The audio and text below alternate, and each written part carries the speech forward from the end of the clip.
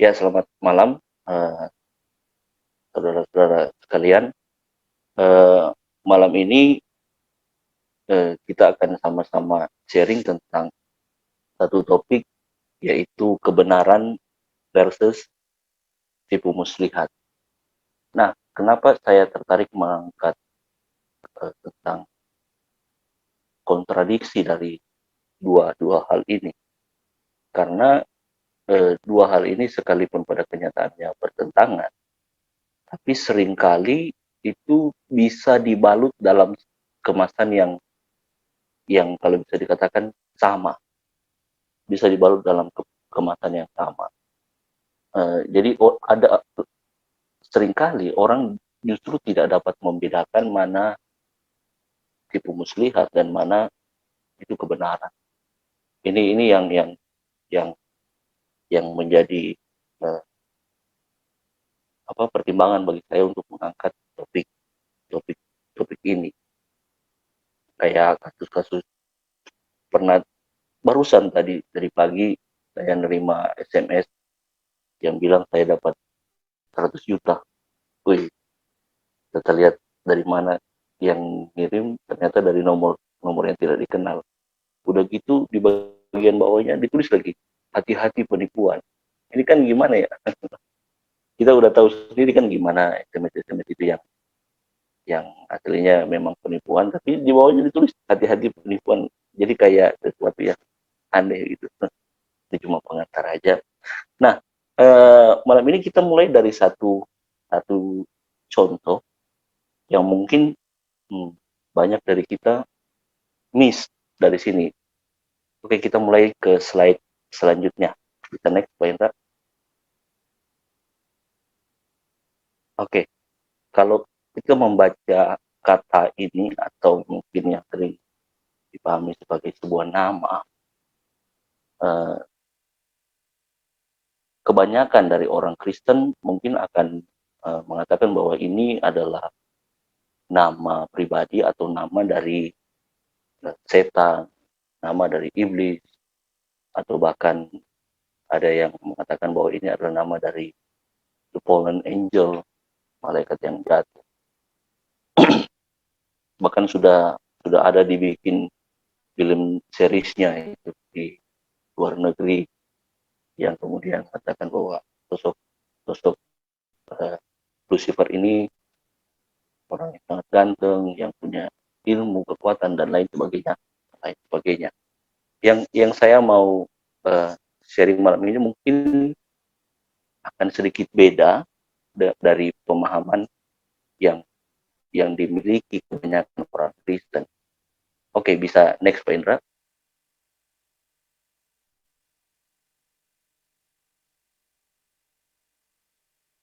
Ya, ini ada gereja Santo Lucifer. Gereja Santo Lucifer yang ketika orang searching-searching, uh, ketika orang yang tidak mau mencoba mempelajari secara mendalam akan mengatakan bahwa ini salah satu gereja, dalam tanda kutip, gereja setan. Ketika mereka mendengarkan bahwa ada gereja Santo Lucifer, akan dipahami sebagai gereja setan, kemudian akan dibilanglah uh, pada orang-orang yang tidak mau mempelajari lebih lanjut bahwa bahwa gereja setan itu bagaimana dan seterusnya. Pokoknya selalu diidentikan dengan pekerjaan iblis dan lain sebagainya. Padahal kalau kita mau menelusuri dari sudut pandang atau dari sisi sejarahnya, gereja Santo Lucifer ini dibangun untuk menghormati seorang seorang uskup dari Cagliari, seorang bukan uskup, presbiter dari Cagliari yang bernama Santo Lucifer. Santo Lucifer ini peranannya apa? Dia menjadi salah seorang uh, uh, yang memelihara pengajaran yang lurus di dalam gereja. Kita ketahui bersama bagaimana uh, ada ada apa namanya uh, konsili ketika di Indonesia dilakukan karena maraknya sebuah pengajaran yang menyimpang ya dari seorang presbiter dari Alexandria yang bernama Arius, yang kemudian dikenal sebagai pengajaran Arianisme. Dan kemudian setelah Arius dinyatakan atau dianatema atau mungkin pengertiannya diekskomunikasi, ketika Arius diekskomunikasi, kemudian ada terjadi pergolakan secara politik di negara atau mungkin di kekaisaran Romawi, di mana uskup-uskup yang pro dengan Arius mencoba mempengaruhi kaisar, kemudian menyerang para orang-orang yang kemudian telah mengekskomunikasi Arius di sidang Nisea, di sidang atau di konsili di Nisea. Dan salah satu akibatnya orang yang paling bersuara keras waktu itu Athanasius kemudian dipenjara, dan banyak sekali orang-orang yang pro pengajaran yang lurus kemudian dimasukkan ke dalam penjara. Nah, salah satu yang menentang hal ini adalah namanya Santo Lucifer dari Cagliari. Dia dari Eropa, dari Italia. Dia menentang pengajaran yang menyimpang dalam hal ini tentang Trinitas, lebih khusus kepada dualitas Kristus atau dualisme Kristus. Dia menentang pengajaran-pengajaran yang menyimpang dari hal itu. Jadi Santo Lucifer dari Cagliari ini, dia adalah seorang pembela atau pemelihara pengajaran iman yang lurus.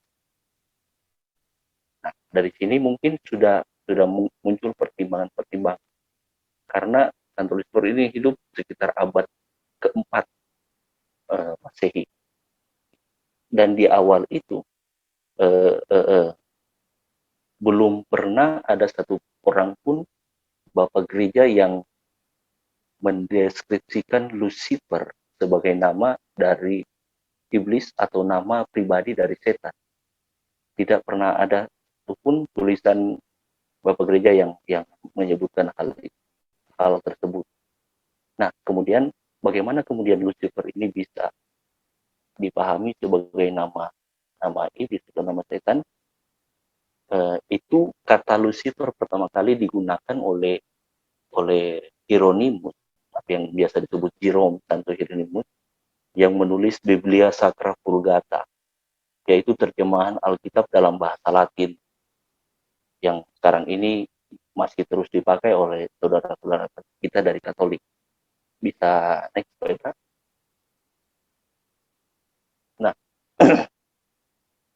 di Biblia Sacra Vulgata saya coba search tadi melalui aplikasi Blue Letter Bible.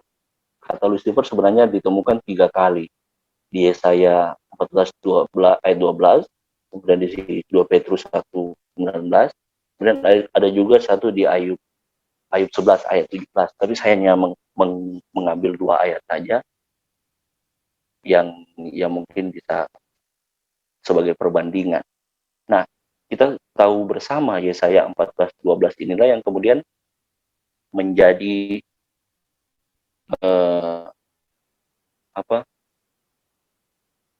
start awal bagi orang untuk memahami bahwa Lucifer ini sebagai sebuah nama dari iblis. Karena di situ dikatakan engkau telah jatuh, hai Lucifer, dan seterusnya. Itu saya ambilkan dari BSP, itu Biblia Sacra Vulgata. Dan kemudian di 2 Petrus 1 ayat 19 juga ditemukan kata Lucifer. Kata Lucifer di situ. Kita bisa baca, sudah saya tandai. Ini sengaja saya tidak baca secara keseluruhan ayatnya, takutnya lidah saya kelipet-lipet nanti. Nah, penyebabnya di mana? Apakah maksud dari Santo Hieronymus ini adalah menuliskan nama pribadi di sini? Jelas tidak.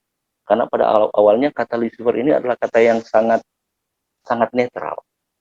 Sangat netral, sehingga artinya tergantung pada penggunaannya. Kata yang netral.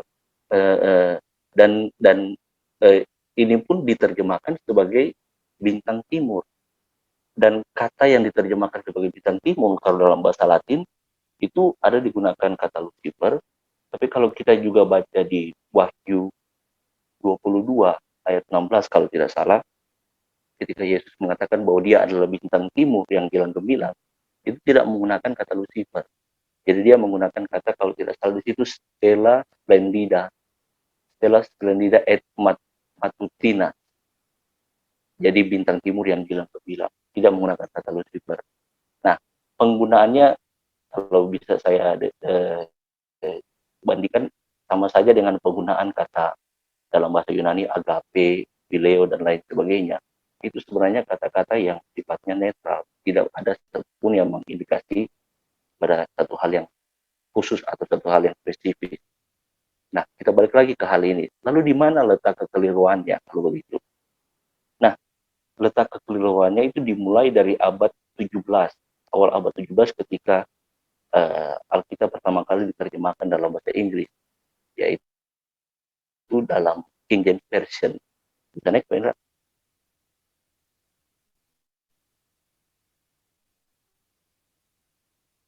Nih, back dulu, Pak Indra. Nah, ya. How art thou fallen from heaven, O Lucifer, son of the morning? How art thou cut down to the ground, which didst weaken the nation? Nah, di Yesaya, anehnya di Yesaya 14 ayat 12 King James Version, Lucifer yang dari bahasa Latin itu digunakan kembali dalam bahasa terjemahan bahasa Inggris sebagai nama. Dan ketika 2 Petrus 1:19 di King James itu menggunakan kata Lucifer, dia menggunakan kata day star. Dan saya pribadi tidak tahu apa yang terjadi di balik semua penerjemahan ini, dan saya rasa ini adalah sebuah tipikal penerjemahan yang tidak mungkin tidak valid, tidak valid. Di Ayub juga, Ayub 11 ayat 17 juga sama, itu tidak menggunakan kata Lucifer, padahal dalam bahasa Latinnya itu ada 3 kata Lucifer, ada 3 ayat yang mengandung kata Lucifer. Tapi ketika diterjemahkan kemudian ke dalam King James Version, secara khusus entah kenapa hanya di Yesaya 14 ayat 12 ini digunakan kata Lucifer. Sebenarnya entah ada konspirasi apa di balik ini, saya tidak tahu menahu tentang hal itu. Dan mulailah dari situ kemudian dipahami bahwa Lucifer itu adalah nama dari iblis, kemudian fallen angel, dan seterusnya. Padahal kalau kita mau coba jujur dan fakta-fakta yang ada, ini adalah kata yang sangat netral dan tidak dipengaruhi, dan maknanya dipengaruhi pada penggunaannya. Contohnya di Yesaya 14:12 ini digunakan dalam makna yang negatif, karena Yesaya 14:12 ini sebenarnya Lucifer yang digunakan itu sebagai metafor dari Raja Babel yang semula dia bisa naik, itu lagi naik daunnya, tapi karena kesombongannya akhirnya dia jatuh, bahkan sampai menderita. Dan ini yang kenapa saya angkat hal ini. Ini sebagai salah satu contoh saja bahwa sebuah saya mengatakan jadi sebuah kekeliruan atau mungkin sebuah tipu muslihat itu bisa bertahan sampai puluhan bahkan ratusan tahun, bahkan sampai sekarang pun masih banyak orang yang memiliki pandangan yang demikian. Saya waktu beberapa hari lalu, 2 minggu lalu kalau tidak salah, saya sharing di grup anak muda di Manado. Jika saya sharing begitu, mereka secara pribadi mengatakan, oh, kami baru pertama kali mendengar hal yang demikian. Dan saya menjawab mereka, saya juga baru beberapa bulan yang lalu mengetahui akan hal ini. Kenapa ini penting? Karena seringkali kita ketika kemudian menjumpai kata ini, seringkali yang ada di dalam pemikiran kita kayak oh ini kan iblis, ada iblis. Bahkan kalau saya boleh kesaksian pribadi, waktu dulu saya pernah tergabung dalam tim tim pelayanan begitu okultisme, yang berarti bilang okultisme. Ketika waktu itu kita doa di daerah Riau, Kepulauan Riau. Jadi ada satu anak SMP, sekitar umur 14-an. Dia ketika doa pelepasan itu lama banget, lama banget dia sampai sampai mungkin sekitar 1,5 jam sampai 2 jam itu ada. Ditanya ditanyakan karena kan biasanya begitu kan kalau di pelayanan ditanya apa dan lain sebagainya. Kemudian dia bilang, oh dia receiver. Dan saya secara mental langsung drop. Padahal saya waktu itu yang pegang forumnya, kalau dulu forum pelayanan terus ada yang ini.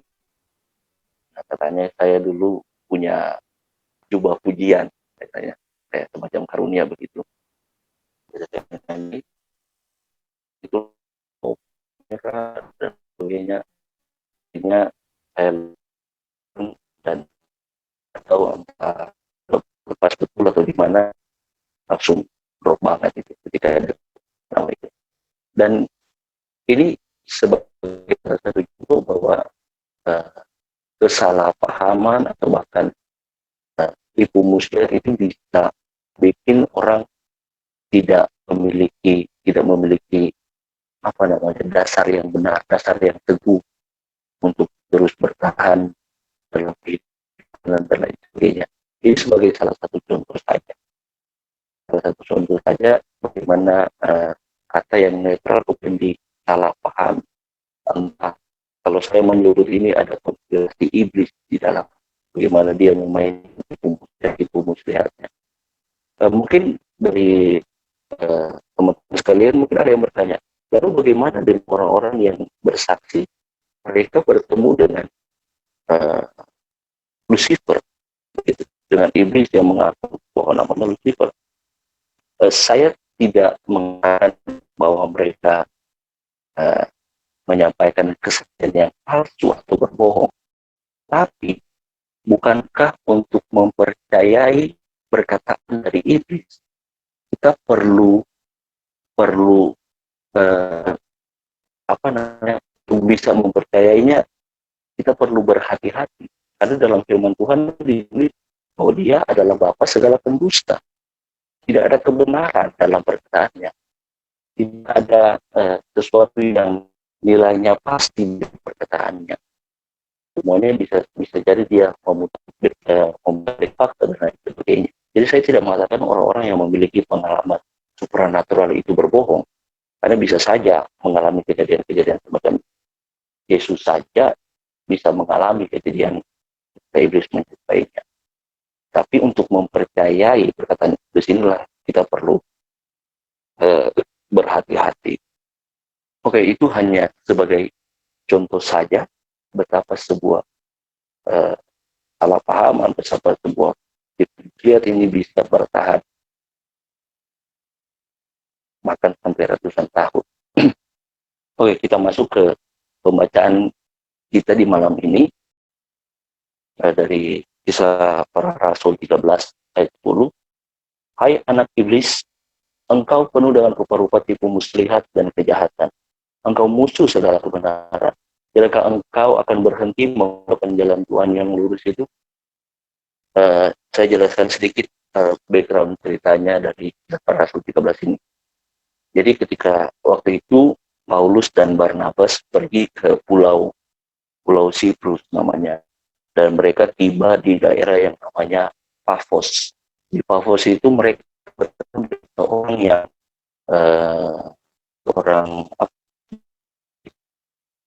seorang nabi palsu tukang sihir, dalam bahasa Ibrani namanya sangat indah, namanya Bar Yesus.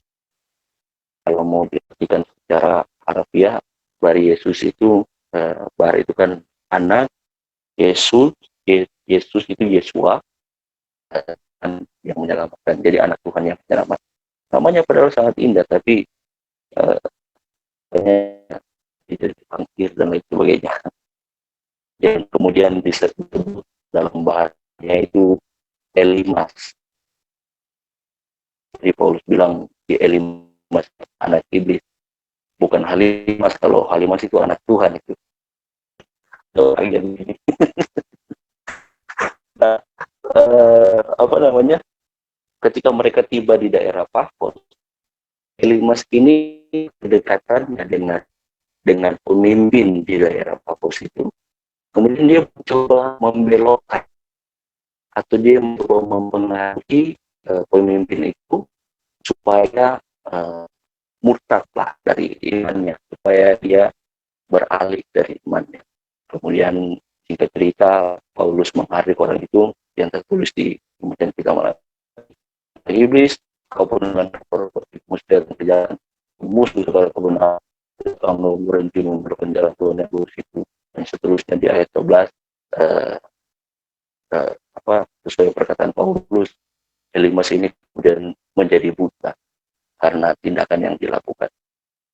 Nah, maksud kenapa saya ambil ayat ini adalah bahwa memang tipu muslihat itu adalah spesialisasi dari iblis. Adalah spesialisasi atau keahlian dari dia. Dan selalu awalnya bisa dari arah yang sama. Sebagaimana saya bilang di awal, tipu muslihat dan kebenaran kadang bisa berupa hal yang sama. Sebagaimana iblis ketika datang ke Yesus, dia tidak datang ke Yesus sambil mengutip tulisan Plato atau tulisan Sokrates dan lain sebagainya. Dia pakai firman Tuhan. Dia pakai perjanjian dia menghadap ke Yesus. Jadi mungkin awalnya sama, tapi kemudian dia belokkan. Nah ini jenis dari tipu muslihat yang iblis gunakan. Nah tujuannya supaya apa? Tujuannya yang pertama supaya orang tidak mengenal Tuhan. Bisa naik Pendra? Ya, orang tidak mengenal Tuhan. Itulah sebabnya kenapa sepanjang sejarah perjalanan gereja ada begitu banyak orang yang mencoba menyimpangkan, yang mencoba membelokkan pengajaran-pengajaran yang sejati. Kalau kita mau belajar, memang banyak sekali. Bahkan tidak sepele pembelokan yang mereka lakukan. Kan kalau kita mau tidak perlulah baca tulisan-tulisan Bapak Gereja, coba saja kita buka di Alkitab, misalnya di 1 Korintus, terus di surat 1 Korintus, bagaimana orang-orang mencoba membelokkan dan kemudian mereka mengatakan bahwa tidak ada kebangkitan tubuh, dan itu kemudian yang coba dilurus, kemudian di kemudian dia katakan jangan kasat pergaulan yang pusat kebiasaan yang baik. Nah, ayat ini juga sering disalahpahami oleh banyak orang Kristen. Kata pergaulan di situ adalah dalam bahasa Yunani adalah homileo. Homileo inilah yang kemudian dalam ilmu teologi itu dipakai untuk nama dari ilmu dalam berkhotbah, homiletika. Di pergaulan yang dimaksud itu bukan hanya dengan siapa mereka duduk atau dengan siapa mereka berkawan, tapi yang dimaksud itu adalah kawan-kawan mereka yang memberi sebuah pengajaran yang lain dari kebenaran. Itu homileo. Makanya Paulus meluruskan, jangan kamu sesat, pergaulan yang buruk merusak kebiasaan yang baik. Bagaimana kita mengetahui bahwa itu adalah pengajaran? Di ayat selanjutnya dia bilang, karena ada beberapa orang di antara, artinya bisa teman mereka, bisa saudara mereka dan lain sebagainya, yang tidak mengenal Allah, dan mereka berusaha membuat orang-orang itu teralihkan supaya orang-orang itu tidak mengenal Tuhan. Inilah yang maksud saya dari tujuan dari tipu muslihat iblis itu, membuat orang tidak kenal Tuhan. Karena isu atau topik pengenalan akan Tuhan itu adalah hal yang sangat sangat penting di, di dalam iman Kristen, karena soal hidup hidup kekal dan tidak itu bergantung pada pengenalan yang sepenuhnya. Kita baca di Hosea dibilang umatku binasa karena tidak mengenal aku, kata kata Tuhan. Dan ini bukan yang sepele. Sekali orang tidak mengenal Tuhan dengan benar, maka mereka bisa menyimpang, mereka bisa dibelokkan dari jalan Tuhan yang sejati. Dan hal kedua yang dibuat iblis, yang dimaksud iblis ketika melancarkan serangan tipu muslihatnya, yaitu supaya kita tidak sadar dengan identitas kita. Ketika dia buat kita tidak mengenal Tuhan, dia bisa membuat kita tidak sadar dengan identitas kita. Di mana contohnya? Contohnya ada dari segi Adam dan Hawa. Bagaimana iblis mempengaruhi mereka. Bagaimana dia mulai dari firman Tuhan. Kan kalau saya baca di Kejadian 3 itu, bukankah kamu telah mendengar kata Tuhan bahwa semua ini dan seterusnya. Jadi dia selalu mulai dari start yang kalau bisa dikatakan benar lah, tapi kemudian ujungnya dibelokkan ketika manusia itu menyambut, oh iya kami begini, kami tidak boleh makan buah ini, sebab pada hari kami makan kami pasti mati. Dan kata iblis apa? Sekali-kali kamu tidak akan mati. Gitu. Jadi dibelokin di ujungnya. Dan setelah dia mengatakan seperti itu ke Adam dan Hawa,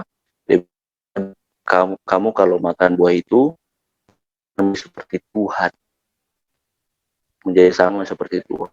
Identitas apa yang kemudian dia berusaha membuat teralihkan dari Adam dan Hawa pada waktu itu, ketika awal penciptaan Tuhan mengatakan bahwa dia menciptakan Adam dan Hawa segambar dan serupa dengan dia, segambar dan serupa dengan dia. Kemudian dibelokin lagi sama iblis. Kalau kamu makan, kamu akan jadi seperti.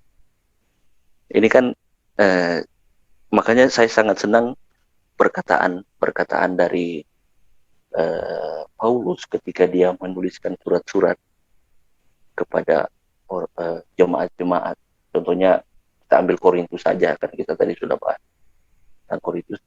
Ketika dia nulis surat ke orang-orang Korintus, dia berkata begini di awal suratnya, kepada orang-orang kudus di Korintus dan di daerah Akaya.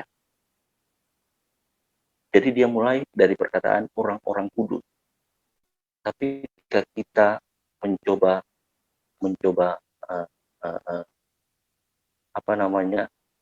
melihat bagaimana keadaan jemaat di Korintus, kita bisa menyaksikan di sana ada berbagai macam penyimpangan, ada berbagai macam pertikaian yang terjadi. Tapi kenapa Paulus menyebut mereka orang-orang kudus? Dia bicara di sini mengenai status mereka secara Tuhan. Nah, ini tentunya berbanding terbalik dengan apa yang iblis lakukan ketika dia berbicara dengan Hawa. Dia membuat mereka tidak memahami, tidak menyadari identitas yang mereka miliki di dalam Tuhan, bahwa mereka jadinya adalah segambar dan serupa dengan Allah. Tidak sadar inilah kemudian membuat orang berusaha menjadi seperti Tuhan, akhirnya mereka jatuh, tidak mengenal Tuhan dengan benar dan tidak sadar identitas. Dan yang terakhir yang berusaha dia lakukan adalah supaya kita tidak memiliki kedamaian, kita terus berada dalam kebimbangan dan lain sebagainya. Maksud dari iblis adalah membuat begitu banyak ketakutan, kekhawatiran dalam diri kita. Bukan berarti kita menjadi orang yang sudah tidak pernah takut lagi, no. Tapi kita tidak ada kedamaian dalam diri kita. Tidak ada kedamaian yang bisa membuat kita bangkit dari ketakutan, setiap ketakutan kita. Itu hal yang dilakukan iblis dalam kehidupan kita, dan berbeda dengan kebenaran. Bisa next, Pak Indra. kebenaran itu sifatnya bertolak belakang dengan dengan tipu muslihat. Kalau tipu muslihat sifatnya merusak, kalau tipu muslihat sifatnya merusak, tapi kebenaran itu sifatnya membangun. Kalau tipu muslihat sifatnya melemahkan, kebenaran itu sifatnya menguatkan. Dan bisa tolong naik, Pendra. Nah, ini bertolak belakang dan satunya. Nah, dan kamu akan mengetahui kebenaran, dan kebenaran itu akan memerdekakan kamu. Ayat Yohanes 8:32. Nah, maksud dari memerdekakan ini bukan berarti kita hidup semena-mena kita saja, seperti bagaimana dijelaskan di Galatia 3, maksud kebenaran yang memerdekakan bukan seperti itu, tapi apa maksud kebenaran yang memerdekakan? Yaitu supaya, yang pertama, supaya kita bisa mengenal Tuhan secara benar. Kita bisa merdeka dari kungkungan dosa, supaya kita bisa dibawa ke dalam hadirat Tuhan di dalam Yesus Kristus. Ada contoh gambarannya di kitab Roma, bagaimana sesudah kita itu terjual sebagai budak dosa, kita kemudian dibeli secara lunak. Artinya kita menjadi terikat dengan Kristus, kita menyatu dengan Kristus, dan di sanalah kita menemukan pengenalan yang benar akan Tuhan. Kalau kita mau baca di Yohanes 8 ini, di situ justru Yesus sedang menjelaskan pribadinya kepada orang-orang Yahudi, yang kemudian berakhir dengan orang Yahudi mencoba melemparinya dengan batu. Orang Yahudi tidak menerima kebenaran yang memerdekakan itu. Itulah sebabnya mereka tidak dapat mengenalinya, tidak dapat mengenali Tuhan dengan benar. Next, Indra. Next, back.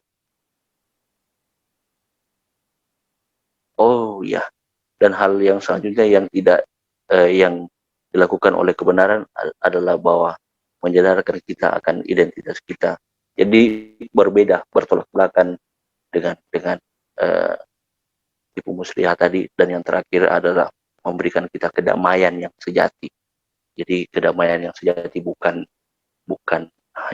berdasarkan kondisi yang kita alami saat ini, tapi kedamaian yang sejati adalah berdasarkan kebenaran yang kita iman. Jadi bukan kondisi yang kita alami, tapi kebenaran yang kita imani di dalam Kristus Yesus. Nah, di sini ada satu kutipan khotbah dari seorang reformator gereja, Martin Luther. Martin Luther ini adalah seorang rahib yang dia memiliki, mungkin kalau saya katakan, perjuangan secara spiritual, apalagi ketika berhadapkan dengan keputusan bahwa dia harus menyambut hal yang dia tulis, yaitu 95 dalilnya yang dia lakukan di gereja di Wittenberg. Untuk setiap pernyataannya, dia kemudian diperhadapkan dengan sebuah pergumulan yang salah. Bahkan menurut beberapa tulisan, dia seperti orang yang ngigo gitu, bicara sendiri, kayak udah terlalu stres gitu. Dan pada ujungnya dia mendapat ketenangan ketika dia mengatakan, Tuhan, aku milikmu, selamatkan aku. Lord, I am yours, save me. Dia mendapatkan ketenangan setelah itu, dan kemudian dia menjadi berani kembali memutuskan bahwa dia tidak akan menarik tanpa ada yang meyakinkan, dengan diyakinkan oleh ayat-ayat firman yang sesuai lah. Ini salah satu kutipan dari Martin Luther sesaat setelah dia, kutipan khotbah dari Martin Luther sesaat setelah dia memakukan 95 dalilnya.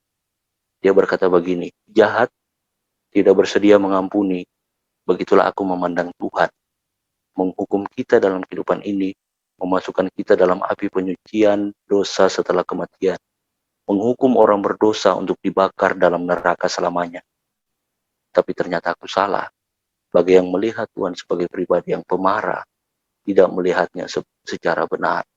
Tetapi lihatlah, di balik tirai seolah awan hitam telah bergerak melewati wajahnya.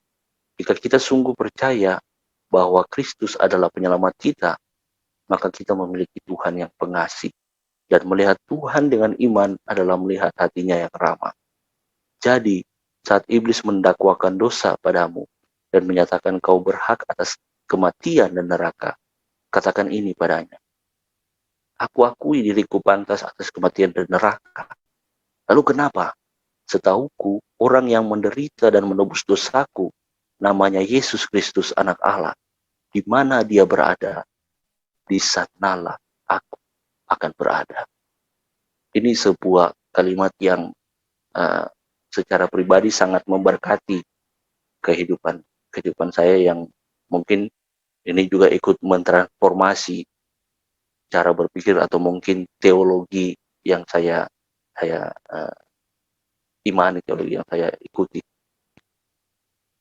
Karena pergumulan secara spiritual yang dialami Martin Luther itu mungkin bisa dikatakan salah satu pergumulan yang berat, di mana dia menghadapi bukan hanya istilahnya satu satu bentuk organisasi, tapi dia menghadapi kayak satu kekaisaran, karena di zaman itu posisi Paus bisa dikatakan hampir setara dengan kaisar, tapi dia bisa menentang hal itu dan kemudian uh, uh, menyatakan Injil yang sejati.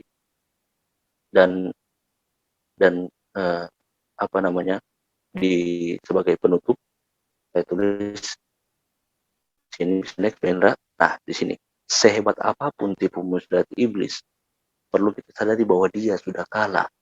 Tapi selama apapun kita, Yesus sudah menang. Amin. Ini maksudnya supaya kita tidak terperdaya dengan tipu muslihat iblis. Ketika dia mencoba menawarkan segala sesuatu dalam kehidupan kita yang mungkin bisa berakibat fatal, kita bisa dengan tegas menolaknya karena memang dia sudah kalah. Alkitab menyatakan bahwa dia sudah berada di bawah kaki Yesus. Dan ketika kita ada di dalam Yesus, maka itu berarti dia sudah ada di bawah kaki kita.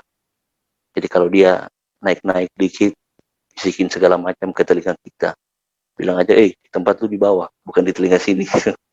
Bilang aja seperti itu, karena memang posisinya dia sudah kalah.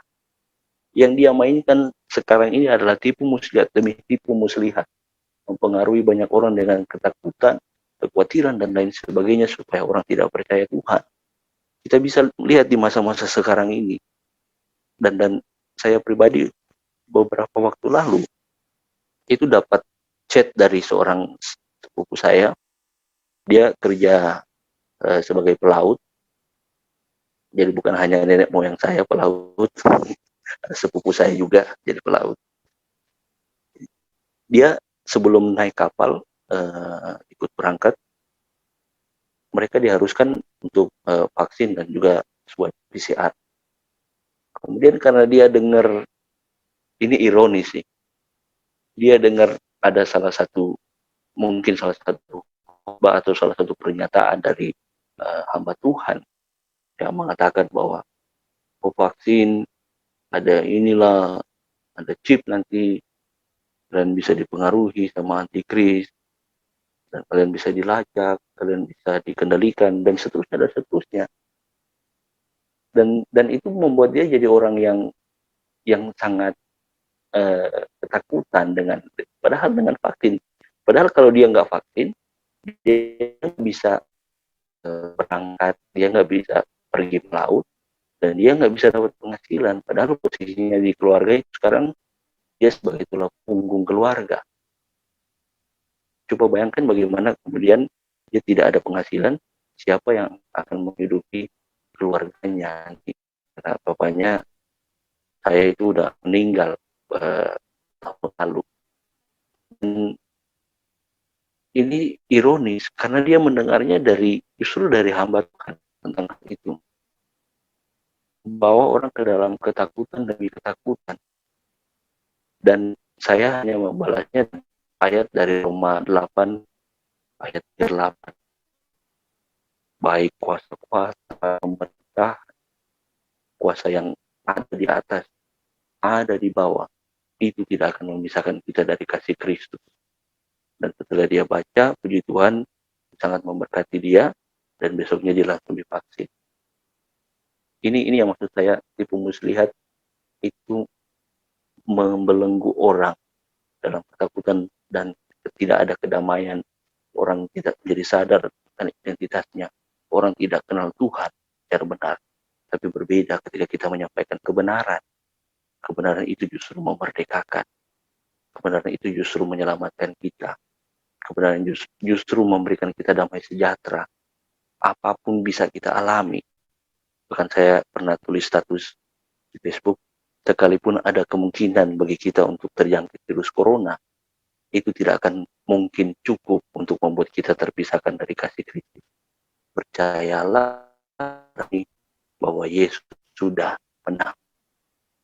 Dia sudah dikalahkan dan kita adalah orang-orang yang lebih dari pemenang. Dan di akhir, saya ada sebuah pertanyaan. Bagaimana jika selama ini yang kita dengar ternyata hanyalah sebuah tipu muslihat? Jadi solusinya cuma satu. Dan slide terakhir,